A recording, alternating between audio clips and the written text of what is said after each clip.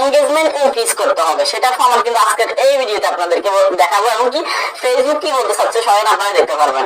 তো income related আজকের এই ভিডিওটা, ফেসবুকে ইনকাম কম হচ্ছে, অলরেডি কিন্তু অনেকের ইনকাম বেড়ে গেছে, এগুলো নিয়েও কথা বলবো। ঠিক আছে, চ্যানেলে যারা নতুন আসছেন ভিডিওতে লাইক দিয়ে দিবেন, চ্যানেল অবশ্যই সাবস্ক্রাইব করবেন, ফেসবুক পেজ থেকে দেখে থাকলে অবশ্যই ফলো দিয়ে দিবেন, কেননা এই চ্যানেল থেকে শুধুমাত্র ফেসবুক রিলেটেড ভিডিও আপলোড করা হয়, সেক্ষেত্রে নতুন নতুন ভিডিও পাওয়ার জন্য সাবস্ক্রাইব করা যাবে। ওকে, তো এখানে দেখতে পাচ্ছেন কন্টেন্ট মনিটাইজেশন অলরেডি যাদের এক্সিস্টিং টুল আছে সেক্ষেত্রে তাদের ক্ষেত্রে এই নোটিফিকেশনটা আসবে, যাদের কন্টেন্ট মনিটাইজেশন নেই তারা কিন্তু দেখতে পাবেন, এটা মাথায় রাখবেন।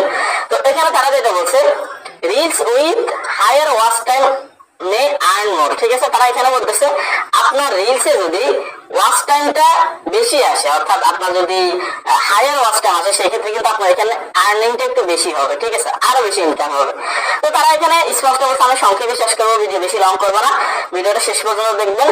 You may be able to increase your earning by focusing on creating content that your audience wants to watch for longer. তারা এখানে বলতেছে আপনি সেই ধরনের কন্টেন্ট গুলো মেক করেন, তাহলে আপনার ইনকামটা ইনক্রিজ হবে, যেটা আপনার অডিয়েন্স দেখতে চাচ্ছে।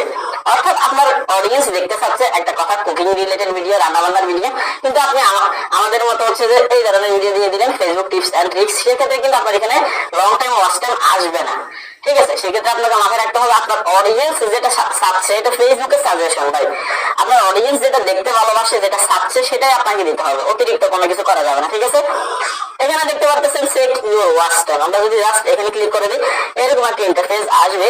তারা এখানে স্পষ্ট আমাদেরকে বুঝিয়ে দিচ্ছে, দেখেন আমি এতদিন যে আপনাদেরকে এঙ্গেজমেন্ট বলছি, হয়তো অনেকে বিশ্বাস করছেন অথবা অনেকে মানছেন, অনেকে মানেন না।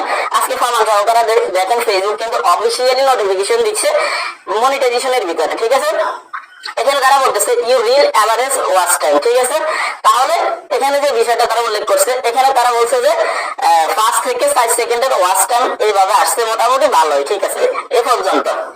আর এখানে যদি আপনি দেখেন এভারেজ ওয়াচ টাইম, এখানে যদি দেখেন এভারেজ ফেসবুক রিলস, এখানে দেখতে পাচ্ছেন অনেক কম।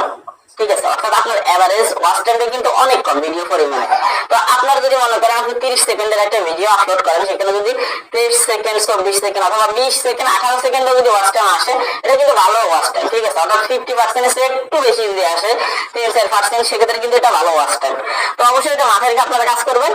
এখন ফেসবুক যেটা বলতেছে, এখানে আমি সংক্ষেপে শেষ করতেছি, নিচে তারা যেটা বলছে যে আপনার ইনকামটা তখনই বেশি হবে যখন আপনার ভিডিওতে আপনার অডিয়েন্স বেশি এঙ্গেজ থাকবে, আপনার সাথে আপনার ভিডিওর সাথে এঙ্গেজমেন্ট থাকবে, আপনার ভিডিওটা বেশি সময় ধরে দেখবে, এবং কি আপনার ভিডিওতে লাইক কমেন্ট করবে, আপনার ভিডিওতে এঙ্গেজমেন্ট বেশি দিবে। ঠিক আছে, সংক্ষেপ কথা হচ্ছে এটা। তাহলে এতদিন থেকে আপনাদেরকে যেটা বলছি এটাই কিন্তু সত্য। স্টিল নাও ফেসবুক থেকে একটু বেশি ইনকাম করতে গেলে আপনাদেরকে এঙ্গেজমেন্ট আনতেই হবে, সেটার জন্য আপনাদেরকে কি করতে হবে, সিটিএ কল টু অ্যাকশন আপনাদেরকে বাড়াতে হবে। সংক্ষেপে বলতেছি, অর্থাৎ আপনি যে ভিডিওটা মেক করতেছেন এটাতে আপনি কি করবেন, আপনার অডিয়েন্সকে সরাসরি আপনি কল টু অ্যাকশন করবেন। কিভাবে, আপনি স্পষ্ট বলবেন যে ভাই ভিডিওটা কেমন লাগছে, আপনারা কমেন্ট করুন ভিডিওটা কেমন লাগছে, যদি ভালো লাগে শেয়ার করবেন। এটা হচ্ছে কল টু অ্যাকশন, এটার মাধ্যমে কিন্তু আপনি অনেক এঙ্গেজমেন্ট আনতে পারবেন। ঠিক আছে, সেক্ষেত্রে ভিডিও শেষে এই কথাটা বলবেন, তাহলে আপনাদের এঙ্গেজমেন্ট অথবা এভারেজ ওয়াচ টাইমটা একটু বেশি আসবে। ঠিক আছে।